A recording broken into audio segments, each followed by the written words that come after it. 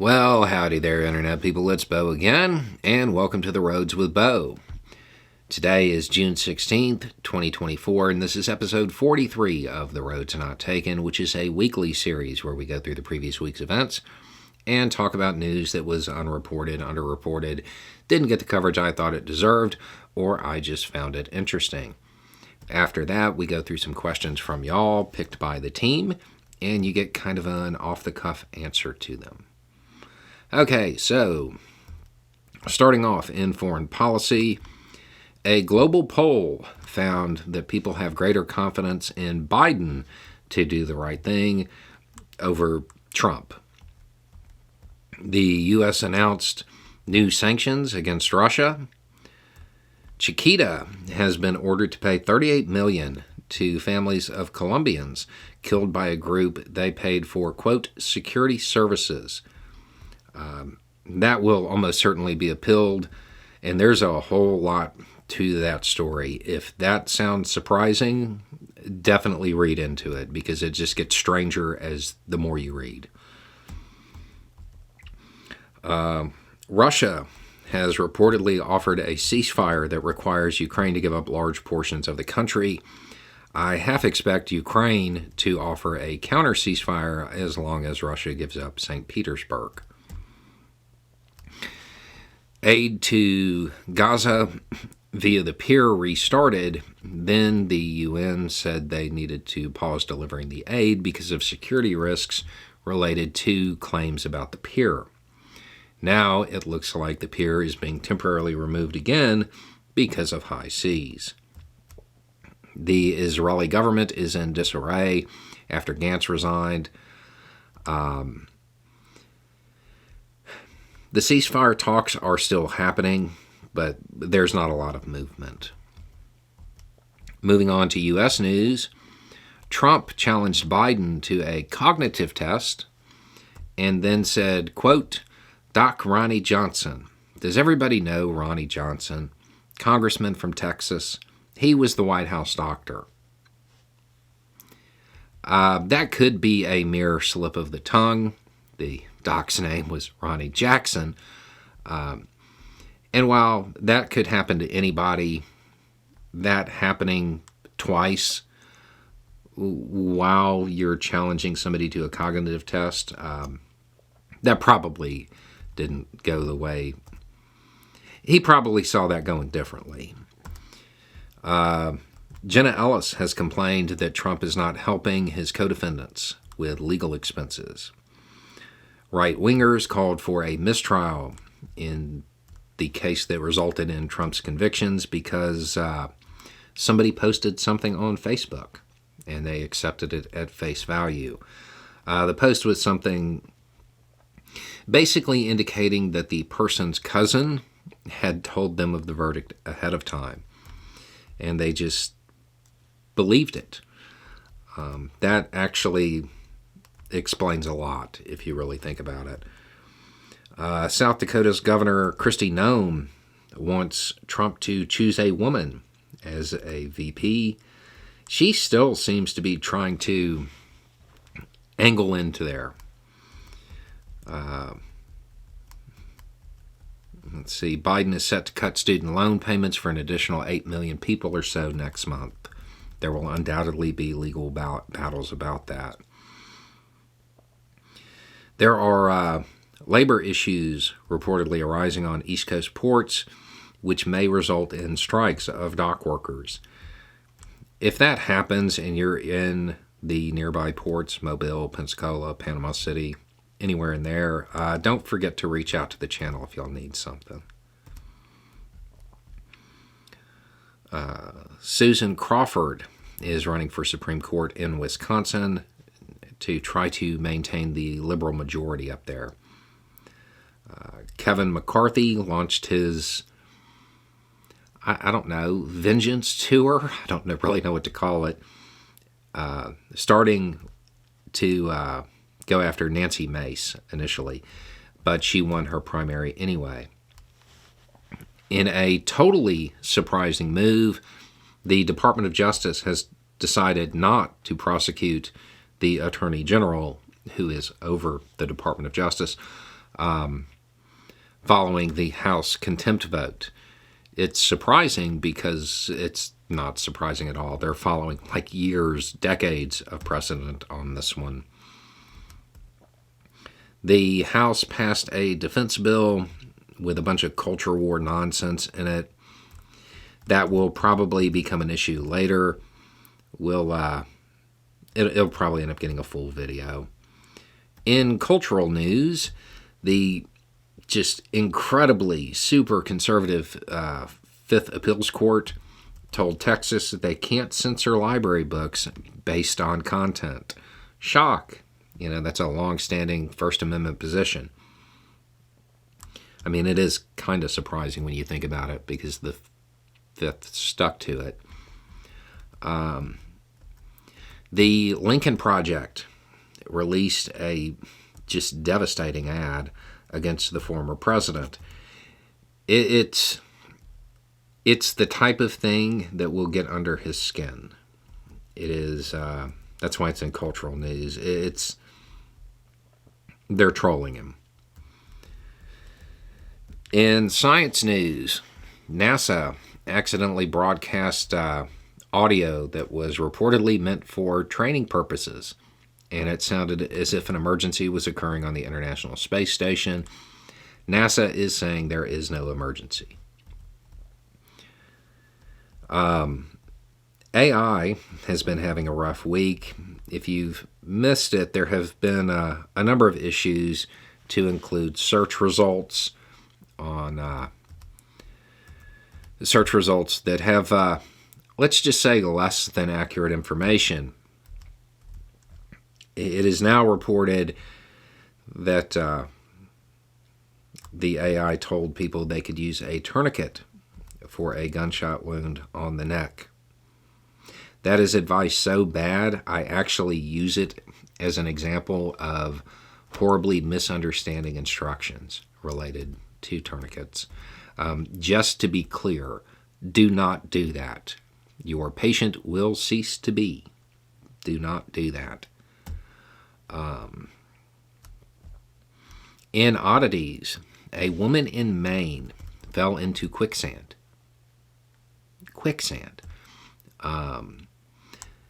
I really thought quicksand was going to be a bigger issue, encountered much more frequently when I was growing up. But she reportedly, I guess she was going along the beach, ran across some supersaturated sand near where I guess a river used to run, and fell into it. And I think she was pulled out by the person with her. A photographer won an AI image contest with a real photo. Trump floated the novel idea, saying, "We want all remaining Bitcoin to be made in the USA," which definitely shows he understands cryptocurrency. Okay, moving on to the Q&A. I mean no disrespect.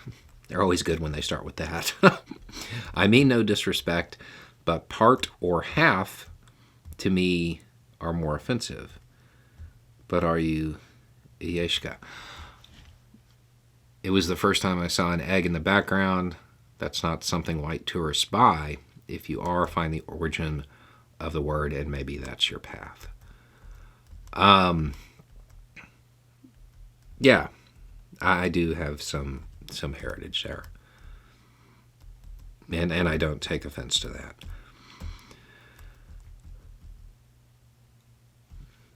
With everything going on, I have a hard time balancing staying informed and keeping my mental health in a good place.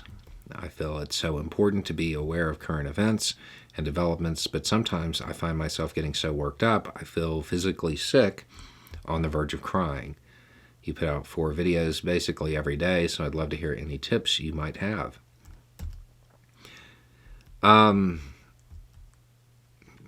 Do what you can, when you can, where you can, for as long as you can. That means if you need to take a break, take it. I am not a good person to ask for self-care advice, other than I, if you need it, you need it. If you need to take a break, if you need to consume less information for a while, do it. You don't do anybody any good if you burn out. Most people who have a heavy workload in that regard, or they seem like they can just keep going, they probably have their own reasons for it. It's activism is not a competition in any way.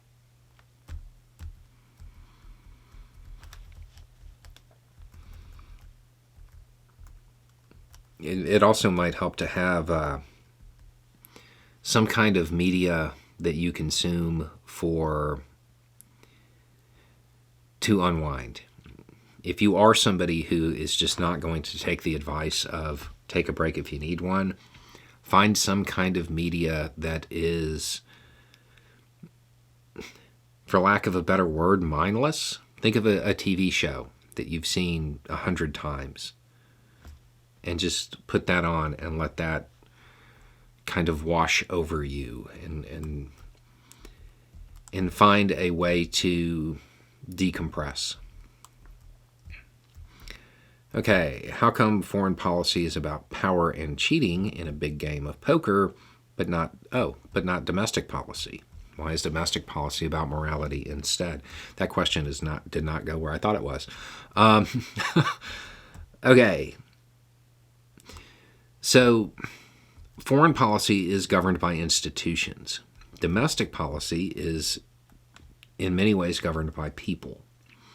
So there is more morality in it that can make its way through. But make no mistake about it, large portions of domestic policy are also about power and cheating. If our domestic policy was moral, we wouldn't have a whole lot of the issues that we have. In this country, we have the resources to solve most of this country's ills. They exist. I would suggest that in a moral framework, you wouldn't have jokes about people not seeing that person taking baby formula. There is more pursuit of morality in domestic politics because the people are not removed from the situation, and they can try to influence it better, and the institutions are, in theory, responsive. I think most people watching this channel know that they're not totally responsive, but they can be somewhat responsive, therefore somewhat more moral.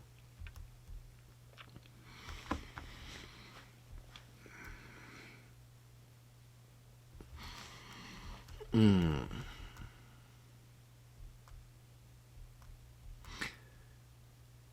don't even know if I want to read this one. Okay, so it is a person who is upset with their leftist friends, being angry with them for telling them that, hey, yeah, everything's bad, but you still need to vote for Biden. And there's a bunch of examples here.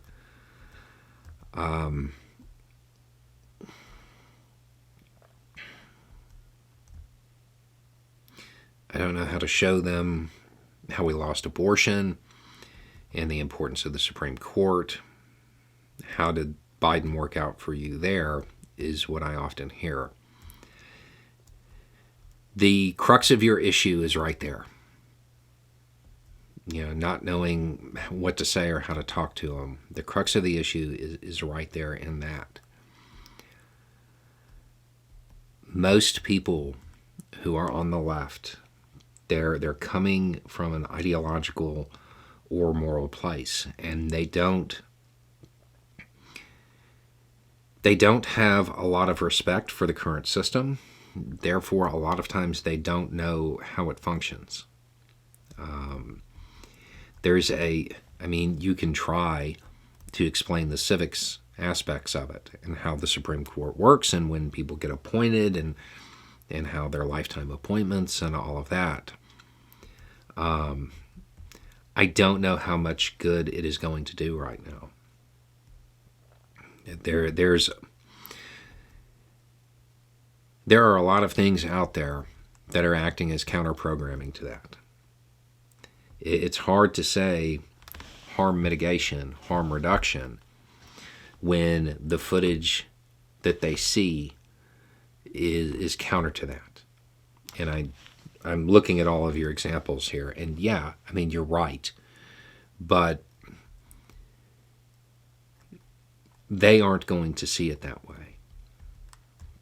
And trying to explain that going too far as like hashtags like too little too late pushes Biden to center, most of them, they don't have a lot of respect for electoral politics.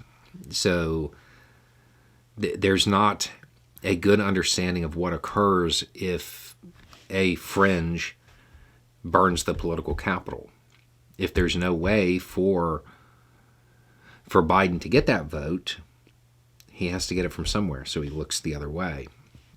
They're not receptive to that because that's politics, and they're talking about right and wrong. I feel for you. I have this almost every day because the reality and the ideals aren't the same. And those people who are true ideologues, people who can't change their mind and won't change the subject, you can't reach everybody. You can try, but it's a difficult task at times. And it's also important to remember that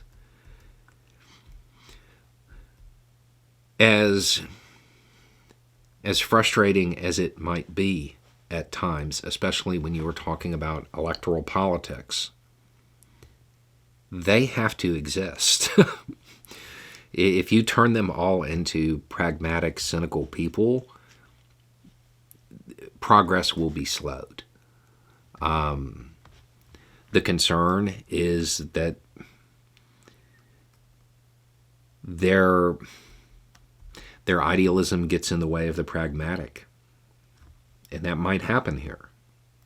But I don't know how you're going to make that argument.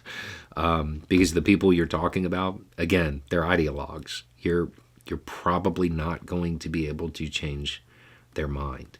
Because you can't actually argue, no, this thing is good. It is bad.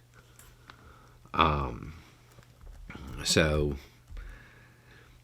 you can talk to them about electoral politics and how it works and civics, but a lot of the stuff on your list, you can't make any headway with, not realistically.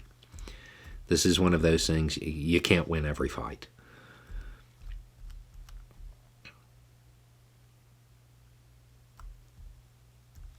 Hi, Bo. I'm from a suburb of name of a city in Australia. I like to think I know more about USA politics than the Australian system, simply easier. My question is, how come an ex-president found guilty of a crime still gets to keep Secret Service protection? Because when they drew up the laws and all of the regulations covering this, they never anticipated Trump. There is no provision to remove it because they didn't think to write it. It's really that simple. That may end up changing later. Okay.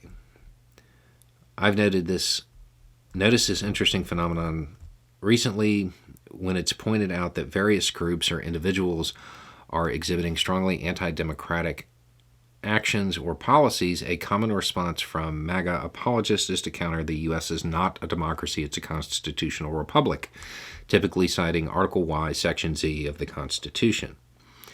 Had I heard this once or twice, I might just assume that someone was being overly nitpicking, but I've seen it too often, and always with nearly identical phrasing, that I can't help but think there's something deeper going on here. Anyway, do you have any thoughts on why this phrase has become so popular, common?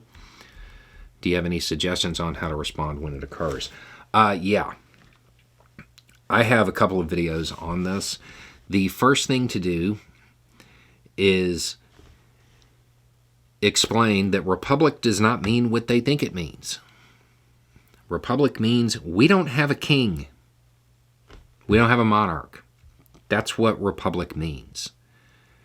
Then you can ask them, are we more like China, which is a republic, or the United Kingdom, which isn't? We are a republic that is a representative democracy. Why do they repeat this phrase? Because people they think are super smart have made it a gotcha when it's not. This is one of those things that makes them feel like they really understand the system when it actually highlights that they don't. I'll find some of the videos I've done on this because this has come up a lot over the years, and I'll put at least one down below. There was a big discussion on social media about how people don't believe in starter houses or starter cars anymore, and that this is the root of my generation's dissatisfaction. Basically, that we expect to be able to buy a really nice house starting out and can't, so we don't save, so we never get the starter house. It also seems that people think this is due to social media influence and people seeing rich people on Insta. Thoughts? Okay, so let's start with this. No. If you're looking for a generalization, this is not what you're looking for. There are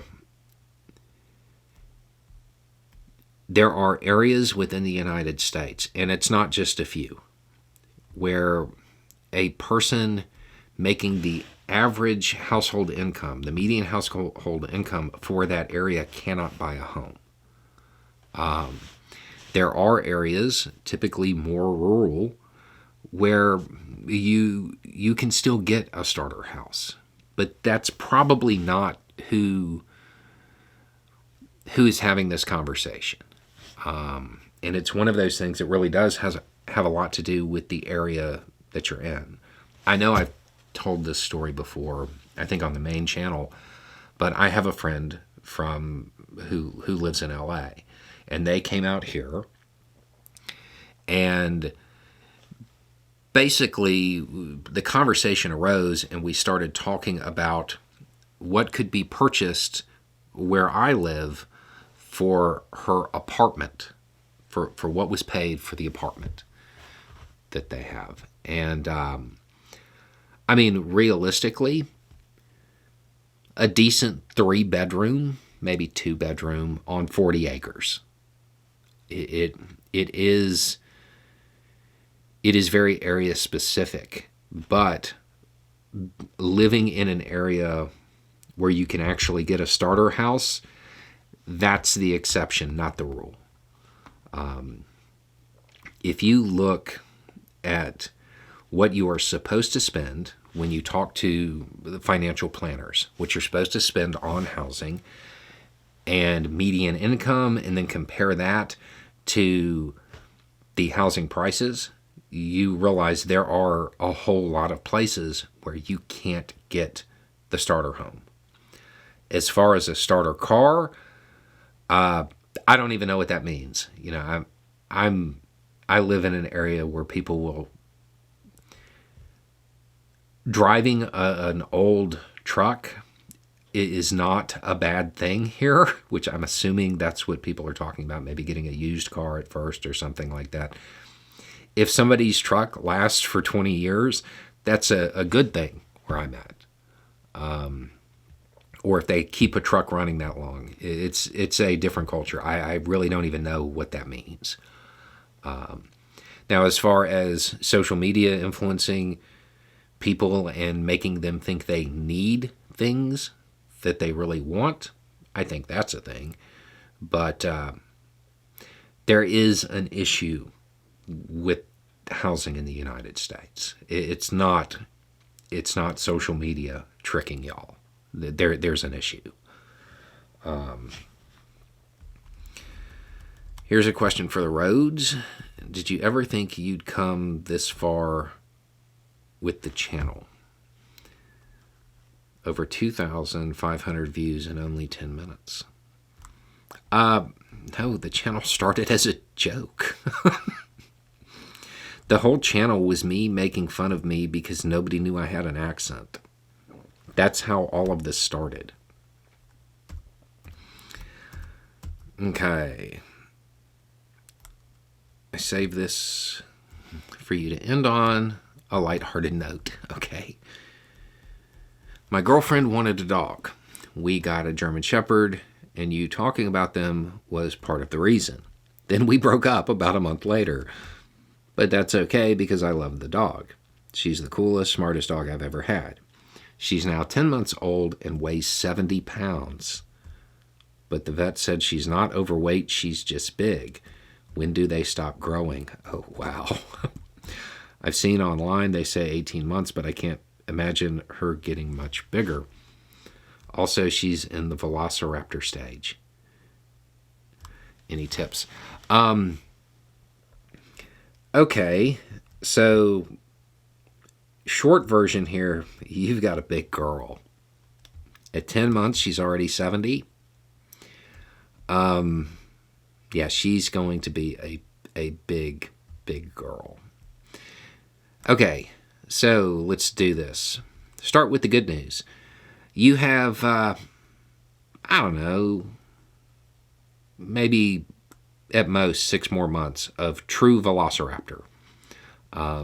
Normally, at about a year, they kind of start calming down and being less crazy.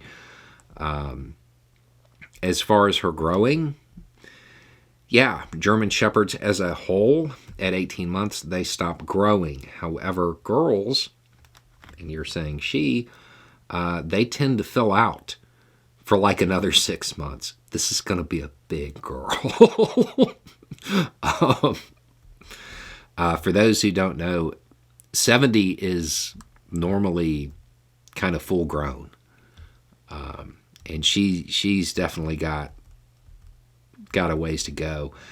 They slow as far as how quickly they grow. I would be shocked, though, if she didn't hit 85 pounds. She is going to be a very big girl. As far as the velociraptor stage and tips in that, I mean, I wouldn't buy any new furniture yet, but you're kind of at peak velociraptor. They start calming down here soon. So, yeah, when it comes to German Shepherds, they are the greatest dogs in the world if you have the time. If you put in the time with the dog, greatest dog in the world. If you don't, they will let you know. They will go out of their way to eat a couch if they're left alone too long or something like that. So, yeah, that is... I would love to see a photo of her when she is full grown. That is going to be a big girl. I'm kind of worried that Zanya is going to turn out that way, our newest, because she is already as big as Baroness. She's going to be a big girl, too. I don't think she'll be this big, though. Yeah. Okay, so there you go. A little more information, a little more context, and having the right information will make all the difference. Y'all have a good day.